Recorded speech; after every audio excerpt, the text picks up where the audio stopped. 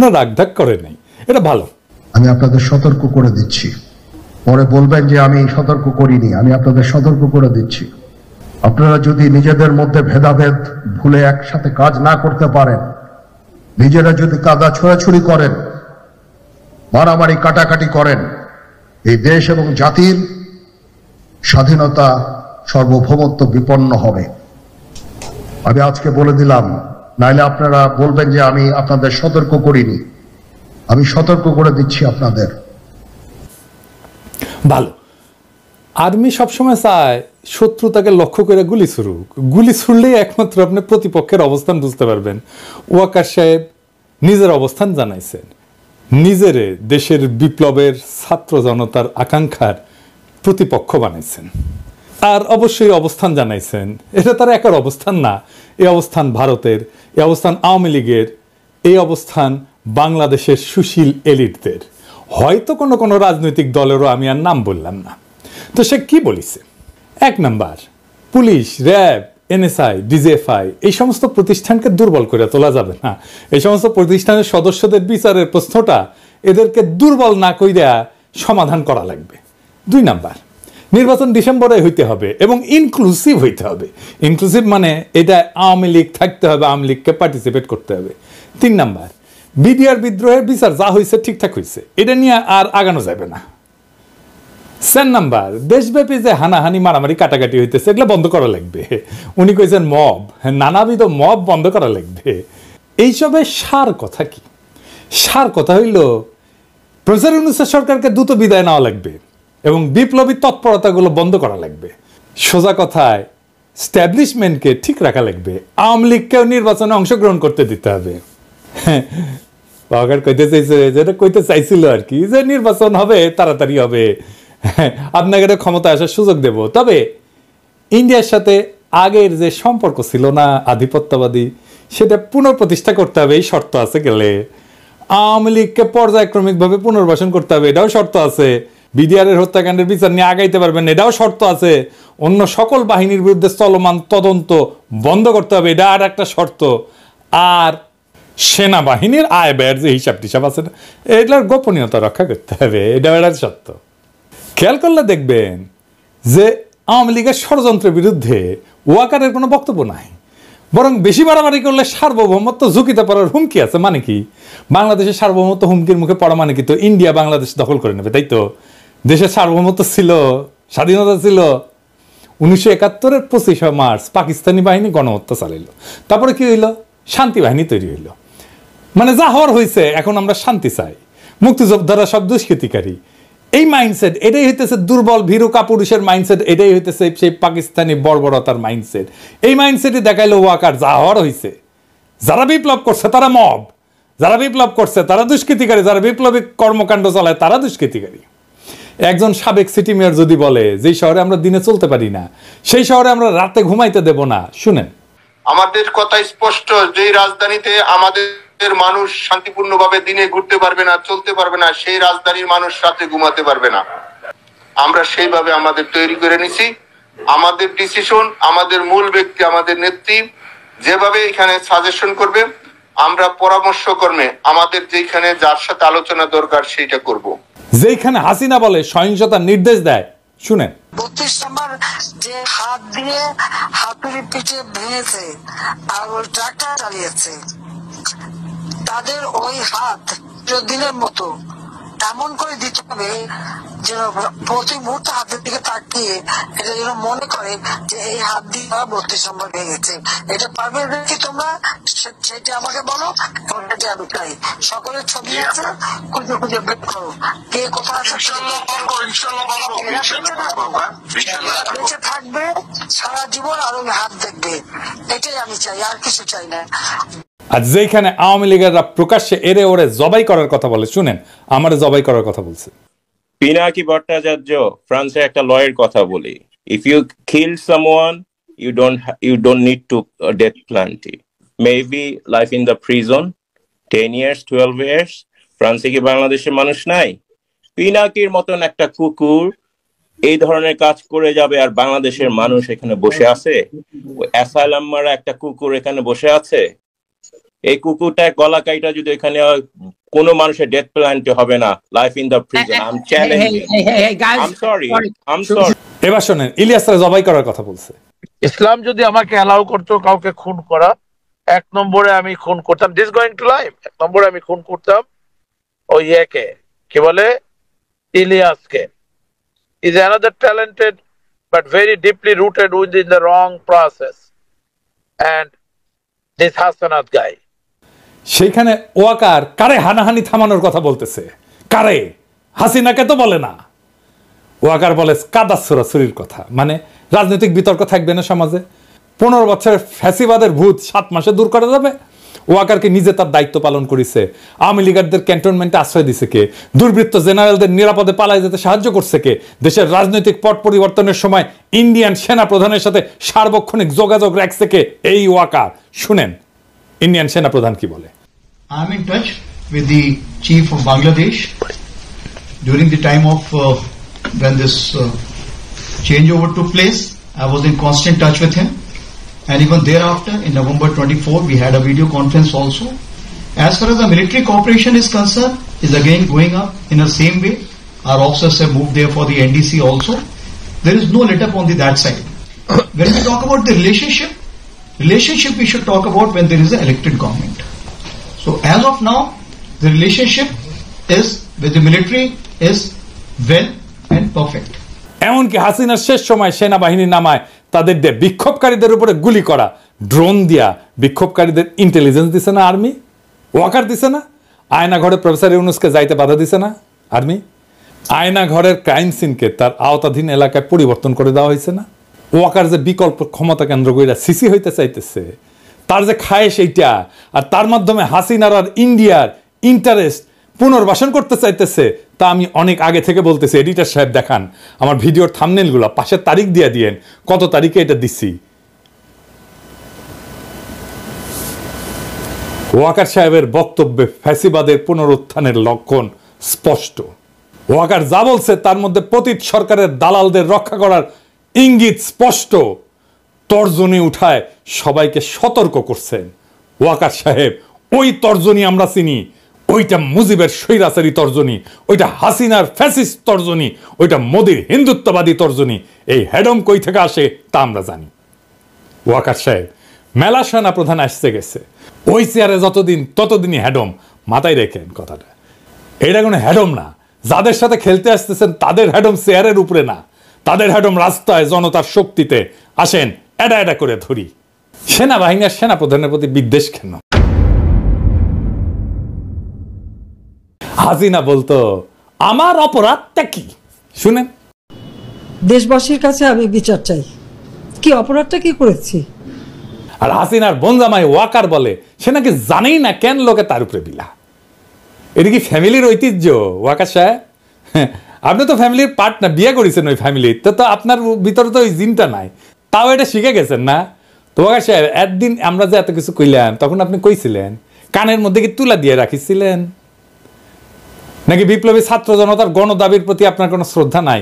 অবশ্য না থাকাটা স্বাভাবিক। আপনি তো বাংলাদেশে এই মুহূর্তে পতিত স্বৈরাচার হাসিনা শেখ পরিবারের শেষ ব্যক্তি যে বাংলাদেশে আছে, তাই দেশের স্বার্থে এই বিষয়ে কথা বলা দরকার। আমি ওয়াকার সাহেবকে কিছু প্রশ্ন করব, সবকও দেব। আপনার যদি হ্যাডম থাকে ওয়াকার সাহেব, তাইলে অনুরোধ করব আমার সব প্রশ্নের উত্তর সংবাদ সম্মেলন করে দিবেন, নাইলে জাতি বুঝে নেবে জুলাই বিপ্লবের পর নতুন বাংলাদেশ বিনির্মাণে আপনার অবস্থান কি। চলেন আল্লাহর নামে শুরু করি। ওয়াই সাহেব আপনি আজকে আমাদের উপদেশ দিলেন, বললেন যে আপনার উপদেশ শুনলে দেশবাসীর লাভ হবে। তা তো ভালোই, তো দেশ কিভাবে চলবে সে উপদেশ দেওয়ার আপনি কেডা? আপনি কোন তালে বর্মিয়া? সেনাবাহিনীর কাজ কি দেশে পলিসি নির্ধারণ করা? দেশ পরিচালনার দায়িত্ব সরকারের আর সিভিল প্রশাসনের। আপনারা মাঠে আছেন ইন এইড টু সিভিল পাওয়ার, আপনারা হলেন দেশের পাহারাদার, পাহারাদারি থাকেন। আপনি বলেন সেনাবাহিনী ডিসিপ্লিন ফোর্স, তা আপনার নিজের ডিসিপ্লিন কই?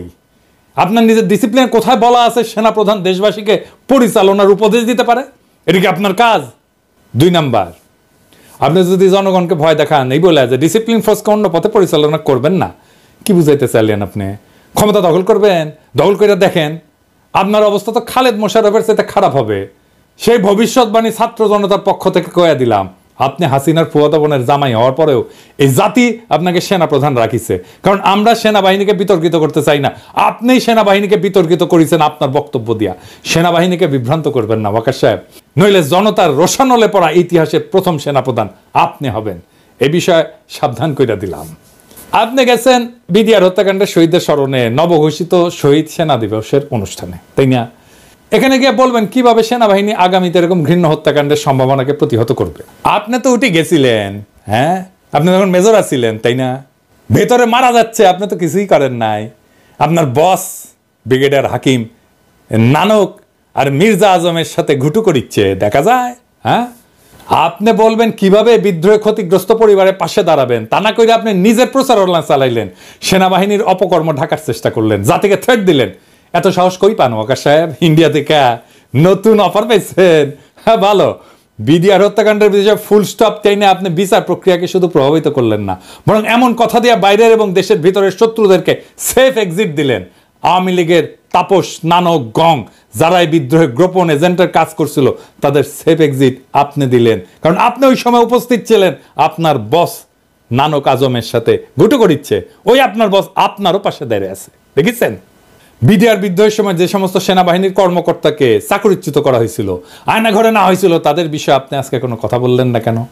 নাকি তাদেরকে আমরা লাইভে এনে কিভাবে আপনার হাসিনা আর জেনারেল তারেক সিদ্দিকী বিডিআর হত্যাকাণ্ডের তদন্তের রিপোর্ট বদলে দিছিল তা প্রকাশ করে দিব? অনেক রেকর্ড আমাদের কাছে আছে। আমরা এই সমস্ত বলি না, কারণ আমাদের সম্মানিত শ্রদ্ধাভাজন বিডিআর হত্যাকাণ্ডের যে কমিশন হয়েছে তার প্রধান উনি কাজ করতেছেন, ওনারা আমরা কাজ করতে দিই। আপনি কইছেন বিডিআর এর সদস্যরা খুন খারাপি করেছে, কিন্তু নিহত সেনা অফিসারের স্ত্রী বলে সে হিন্দিতে কথা বলতে শুনেছে। তার কি হবে শুনেন। এই বর্বরতা কোনো সেনা সদস্য করেনি, সম্পূর্ণটাই তদানীন্তন বিজিবি সদস্য দ্বারা সংঘটিত। Full stop. এখানে কোনো ইফ এবং বাট নাই। তো পিলখানাতে কখনোই সৈনিকরা এভাবে মানে সমস্ত সৈনিক মিলে এই হত্যাকাণ্ড ঘটাতে পারে না। আমি নিজে সবচেয়ে বড় প্রমাণ। হ্যাঁ, আমার রুমে গিয়েছিল হিন্দি ভাষীরা। বিডিআর আমার হাজবেন্ডের সাথে আমি 3.5 বছর ছিলাম পিলখানাতে, আমি বিডিআরে। তো আমি কখনো 3.5 বছরে শুনিনি কোনো সৈনিক কোনো সময় হিন্দিতে কথা বলতে। শুধুমাত্র 25 ফেব্রুয়ারিতে শুনেছিলাম 3 জনের মুখে। আর আমার হাজবেন্ড দরবার হলে থেকে আমাকে ফোনে বলেছিল ইন্ডিয়ান্স, এনএসজি এবং ইন্ডিয়ান্স। বিডিআর হত্যাকাণ্ডের বিচার যদি ন্যায় বিচার হয় তাহলে কমিশন কেন হইল? কমিশন হওয়ার তো কোনো কারণ নাই। জেনারেল মুজিবের মতো একটা ক্রিমিনালকে আপনার সেনাবাহিনী পাহারা দিতে পারে না। আপনি দেশ বাঁচাইবেন, হ্যাঁ, সার্বভৌমত্ব বাঁচাইবেন, হাইসা নেই দাঁড়ান মিয়া।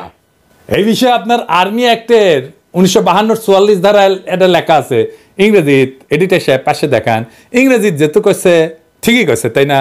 আমি এনে বাংলা করে দিই, আমি তো ইংরেজি বুঝি না। এনে লেখা আছে এই আইনের আওতাধীন কোনো ব্যক্তি যদি অনুমতি ব্যতীত ইচ্ছাকৃতভাবে কোনো বন্দী বা সেবামূলক হেফাজতে রাখা ব্যক্তিকে মুক্তি দেয়, তবে তাকে কোর্ট মার্শালের মাধ্যমে দোষী সাব্যস্ত করা হলে কঠোর কারাদণ্ডে দণ্ডিত করা হবে, যার মেয়াদ 14 বছর পর্যন্ত হইতে পারে, অথবা এই আইনে উল্লেখিত অন্য কোনো লঘু শাস্তি প্রদান করা যাইতে পারে। তো ঠিকই কইছে না? ইংরেজিত কইছে। তো মুজিব পালানোর পর কোর্ট মার্শাল করছিলেন কেন হয় নাই? ওয়াকার সাহেব, জনগণকে কি ভূগোল বাজান না ইতিহাস বুঝান? জনগণকে কি বোকা ভাবেন? নাটক এর দায় সেনা প্রধান হিসেবে আপনি কিভাবে এড়াইবেন? আপনার নাটকের ব্যাপারে সেজানের গানের লাইন বলে দিতেছি। তো দালাল রে মায়ের রে মাইরা দেশের বাইরে, মেসেজ ক্লিয়ার, ফুল স্টপ। আমাদের চুপ রাখতে পারবেন না, আমরা কথা বলবোই। তা এইভাবে আইনের ভিত্তিতে বলবো, আইন দেখায় দেখায় বলবো। প্রিয় সৈনিকেরা, দেখেছেন আপনার জেনারেল কি করেছে? দেখেছেন? দেখেন, আপনি কইছেন যে আমরা যেন সেনাবাহিনীকে বিতর্কিত না করি। আমরা আপনাকে বলতেছি আপনি ইন্ডিয়ার দালালি করার জন্য সেনাবাহিনীকে বিতর্কিত করেন না। আয়নাঘর পরিদর্শনে প্রধান উপদেষ্টারে কে বাধা দিছে? আপনি। গুম কমিশনের কাছে কে বাধা দিছে? আপনি। র্যাবের টিএফআই সেলে আন্তর্জাতিক অপরাধ ট্রাইব্যুনালের চিফ প্রসিকিউটরের পরিদর্শনের সময় টাইম বোমা পাওয়া গেছে। আপনার সেনাবাহিনী কখন ফেলতেছিল? এই সেলটা আপনাদের সেনাবাহিনীর লোকদের পরিচালনা করা হইতো, তাই না? হিসাব করে কথা কইবেন ওয়াকার সাহেব। আপনারা সিল মারার টাইম এসে গেছে। আয়নাঘরের মতো যে সমস্ত টর্চার সেল আপনি সেনাবাহিনীতে রাখিছেন বা এদের মূল হাতাদের রক্ষায় আপনার যে ভূমিকা, সেই বিষয়ে আর্মি অ্যাক্টের 1952 ধারা 51-তে কি কওয়া আছে ইংরেজিত? হ্যাঁ, কি কওয়া আছে? এডিটর সাহেব দেখান পাশে, ইংরেজিত যেহেতু কইছে ওয়াকার সাহেব ঠিকই কইছে, তাই না? তো আমরা তো আর ইংরেজি বুঝি না, আমরা না বাংলা কইরা দেখি। হ্যাঁ, কি কইছে, এই আইনের আওতাধীন কোনো ব্যক্তি যদি বৈধ কারণ ছাড়া কোনো ব্যক্তিকে গ্রেপ্তার আটক রাখে, কিন্তু তাকে বিচারিক প্রক্রিয়ার সম্মুখীন না করে বা তার মামলাটি যথাযথ কর্তৃপক্ষের কাছে তদন্তের জন্য উপস্থাপন করতে ব্যর্থ হয়, তবে তাকে কোর্ট মার্শালের মাধ্যমে দোষী সাব্যস্ত করা হইলে কঠোর কারাদণ্ডে দণ্ডিত করা হবে, যার মেয়াদ 2 বছর পর্যন্ত হইতে পারে, অথবা এই আইনে উল্লেখিত অন্য কোনো লঘু শাস্তি প্রদান করা যেতে পারে। হ্যাঁ সৈনিক ভাইরা দেখেছেন, হ্যাঁ দেখেছেন সেনা আইনে কি আছে, আপনাদের জেনারেলরা কি করেছে দেখেছেন? তোয়াগা সাহেব কোর্ট মার্শাল কই, তা না কইরা আপনি কমিশনের কাছে বাধা দিচ্ছেন নাকি হুকুমের আসামি হিসেবে ফাইসে যাওয়ার ভয় দেখতেছেন? অনেক সুযোগ দিচ্ছি আপনারে, আপনি দেশের কাজ না কইরা হাসিনার, ইন্ডিয়ার আর আওয়ামী লীগের পুনর্বাসনের জন্য কাজ করতেছেন। তা আপনি তো ফিজিক্যালি আনফিট, আপনার হার্টে নাকি সমস্যা। তো কি সমস্যা? আপনি কিভাবে সেনাপ্রধান হয়েছেন তা কি আমরা জানি না? স্বৈরাচারের আত্মীয় কোটায় আপনি সেনাপ্রধান হয়েছেন, হাসিনার আত্মীয় কোটায়। আপনার নিরপেক্ষ ভোট দেওয়া স্বাস্থ্য পরীক্ষার আহ্বান জানাইতেছি। দেশের সার্বভৌমত্ব আপনার মতো দুর্বল হৃদয়ের ভারতবাদী সেনাপ্রধান দেওয়া হবে না। ভয় আমরা দেখাইতে পারি, ভয় আমাদের চিরজীবনই দেখাইছে। হ্যাঁ, ভয়ে ভয়ে ভয় জীবনটাই কেটে গেছে। ভয় হাসিনাও দেখাইছিল, ওই ভয় আমাদের দেখায় না। খাড়া হইয়া দাঁড়াইতে পারেন না, দুর্বল হাট, মোটা ভুড়ি, আবার ডর দেখান। আসলে ডরাইছি। আপনি তো হাসিনারে তেলাইতে তেলাইতে জীবন নষ্টাগত। শহীদ সেনা দিবসের বক্তব্যে বললেন, আমার সাথে ডক্টর ইউনূসের কথা হয়েছে। তো মাননীয় প্রধান উপদেষ্টা কি আপনার খালু লাগে? শাশুড়িকে তো আম্মা দেখতেন, এখন সম্মানের এত অভাব কেন? সরকারকে মানতে ইচ্ছা করে না নাকি সরকার পছন্দ হয় নাই? আমাদের জনগণের আপনাকে পছন্দ ছিল না, প্রফেসর ইউনূসের কারণে আপনারা তো আমরা কিছু বলি নাই, কিন্তু আপনার স্বভাব তো আওয়ামী লীগের মতো। আসেন, আপনারা মিলিটারি একাডেমি শিখাইতে যেটা পারে নাই তা আজকে শিখাই দিই। আসেন ওয়াকার সাহেব, আপনারা এনা ক্লাস নিন। একটু ওয়ারেন্ট অফ প্রেসিডেন্স দেখি। ওয়ারেন্ট অফ প্রেসিডেন্স হইল সেই আইন যার দ্বারা সরকারের বিভিন্ন পদের পারস্পরিক জ্যেষ্ঠতা নির্ধারণ করা হয়, কে কার চাইতে বড়। সেখানে মাননীয় প্রধান উপদেষ্টার অবস্থান 2 নম্বরে, আপনার অবস্থান 12 নম্বরে, তাও মন্ত্রী পরিষদ সচিবের পরে। তার মানে আপনি এক বক্তব্যে 2টা বেয়াদবি করেছেন। প্রথম বেয়াদবি, আপনি মাননীয় প্রধান উপদেষ্টাকে ডক্টর ইউনূস বলে সম্বোধন করেছেন। আবার আরো বলছেন যে সকল প্রতিষ্ঠান ভেঙে পড়ছে, শুধু সেনাবাহিনী টিকে আছে। আপনি এই কথা দিয়ে পুরা সিভিল প্রশাসনকে অপমান করেছেন, যার প্রাতিষ্ঠানিক অভিভাবক মন্ত্রী পরিষদ সচিব। আপনি আপনার 2 জন সুপিরিয়রকে অপমান করেছেন। আপনার এই সাহসকে দিল ওয়ারেন্ট অফ প্রেসিডেন্স ভাঙার, এইটা আপনি চাকরি বিধি লঙ্ঘন করেছেন। আর্মি অ্যাক্ট 1952 ধারা 33 মতে, ইংরেজি যেহেতু কইছে ঠিকই কইছে তাই না, পাশে লিখে দেন। তো আমরা তো ইংরেজি বুঝি না, আমরা না বাংলা কই তাই না? আজ একটা জিনিস কন্ত ওয়াকার সাহেব, আপনার বাবা তো একটা শ্রদ্ধাভাজন আইনজীবী ছিলেন, বিচারকা ছিলেন, তো আপনি আইনের কিছুই তো শিখেন নাই। আপনার বাপেরও যদি কিছু শিখলেনি তাও একটা কাম হইলেনি। তো এই এলাকা আছে, এই আইনের আওতাধীন কোনো ব্যক্তি যদি তার ঊর্ধ্বতন কর্মকর্তার, যিনি মাননীয় প্রধান উপদেষ্টা এবং মন্ত্রী পরিষদ সচিব, যারা ব্যক্তিগতভাবে প্রদত্ত কোনো বৈধ আদেশ ইচ্ছাকৃতভাবে অমান্য করেন, এতে কর্তৃপক্ষের প্রতি বিদ্রোহের স্পষ্ট প্রমাণ পাওয়া যায়, এবং তিনি যদি জেনে বা বিশ্বাস করার যথেষ্ট কারণ থাকা সত্ত্বেও আদেশ অমান্য করেন, তবে তাকে কোর্ট মার্শালের মাধ্যমে দোষী সাব্যস্ত করা হলে কঠোর কারাদণ্ডে দণ্ডিত করা হবে, যার মেয়াদ 14 বছর পর্যন্ত হইতে পারে, অথবা এই আইনে উল্লেখিত যে কোনো লঘু শাস্তি প্রদান করা যেতে পারে। মানে হইলো, এই বেয়াদবির জন্য ওয়াকারের 14 বছর সশ্রম কারাদণ্ড হওয়ার বিধান আছে। তার মানে আয়না ঘরের জন্য 14 বছর, আইন বহির্ভূত গ্রেপ্তারের জন্য 2 বছর, আর বেয়াদবির জন্য 14 বছর, মোট 30 বছর সাজা জেনারেল সাহেবের প্রাপ্য। তো স্যার, এই 30 বছর আপনার হাসিনার অনেক লেসপেন্সারকে সাথে পাইবেন, তাদের সাথে জেলে বৈশা দেশ গড়ার আলাপ করেন।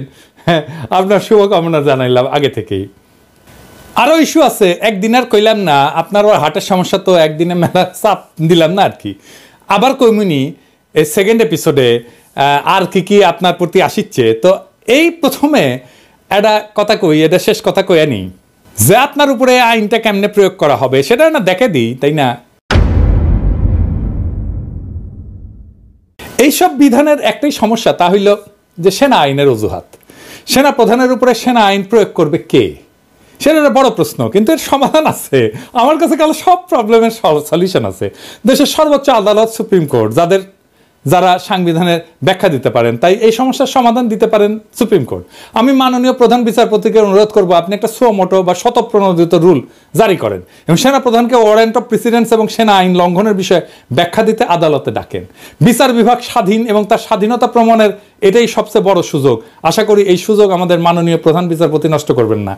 প্রধান বিচারপতি একজন দক্ষ এবং যোগ্য মানুষ, আশা করি আপনি বিচার বিভাগের প্রতি জনগণের আস্থা ফিরিয়ে আনতে ছোট্ট কাজটা করবেন। আমাদের দুর্নীতি দমন কমিশনের প্রতি অনুরোধ, 1/11-এর সময় যত সেনা কর্মকর্তা মাঠে দায়িত্ব ছিল তাদের সম্পদের অনুসন্ধান করেন, সব খুঁজে টেনে টেনে বের করেন। হ্যাঁ, ওইটা সম্পদ ধরে টান দিবেন, সব সোজা রোলারের মতো সোজা হয়ে যাবে। আওয়ামী লীগের সময় পদোন্নতি পাওয়া কর্নেল র্যাঙ্কের উপরে সবার উপরে অনুসন্ধান চালান। যারা সড়ক এবং জনপদের প্রকল্প পরিচালক ছিল তাদের এই অনুসন্ধানের আওতায় আনেন, দেখবেন অনেক সমস্যার সমাধান হয়ে যাবে। সব সমস্যার সমাধান আছে, বুঝছাও। মন্ত্রী পরিষদ সচিব আর প্রধান উপদেষ্টা মুখ্য সচিব আপনাদের নেতৃত্বে সিভিল প্রশাসনকে যে অকার্যকর বলছে তার প্রতিবাদ করেন। আপনাদের দিকে পুরা সিভিল প্রশাসন তাকায় আছে। আপনারাই প্রথম রাতের নির্বাচনে কুশীলবদের চাকরিচ্যুত করছেন, এতে প্রশাসনের সম্মান বাড়ছে। আর্মি চিফের এমন লজ্জাজনক মন্তব্যের প্রতিবাদ করেন। আমরা এই ক্ষেত্রে সিভিল প্রশাসনের পক্ষে, জনতা তার সেবকদের সম্মান দিতে চায়। জুলাই বিপ্লবের গণহত্যায় যে বাহিনী জনগণের উপর গুলি চালাইছে তাদের থেকে দেশ গঠন আর সার্বভৌমত্বের লেকচার 5ই আগস্টের পর নতুন বাংলাদেশের সবচেয়ে বড় প্রহসন। ওয়াকার সাহেব, আপনি দুর্বল হৃদয়ের মানুষ, হারকুলিস হইতে যায় না। রাজনীতির মাঠ বড় পিচ্ছিল, এখানে খেলা অত সহজ না। 18 বছর থেকে আপনি যখন লেফট রাইট করেছিলেন তখন আমরা রাজনীতির রাজা উজির মারি। বাংলাদেশে ইন্ডিয়ার লেসপেন্সারি করার কোনো দল, কোনো ইনস্টিটিউট টিকতে পারবে না, ফুল স্টপ, পিরিয়ড। হাসিনা পারেনি, পুলিশ র্যাব বিজেপি পারেনি, সেনা শাসনের ডট দেখায় না।